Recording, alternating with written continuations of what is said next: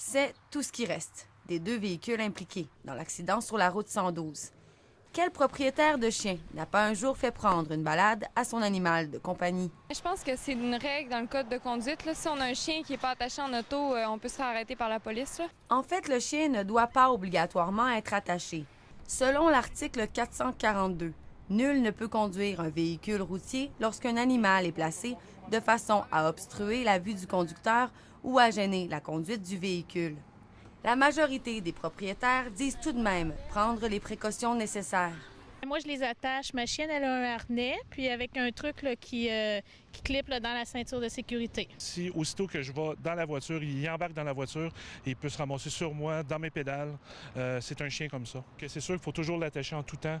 Il y a des harnais. Des fois, ce que je fais aussi, je le mets en arrière ici. Il peut nous déranger en conduisant. Oui, je ne l'amène jamais. Pour ceux qui souhaitent maximiser leur sécurité et celle de leur animal, il y a des harnais et des barres de confinement qui sont disponibles.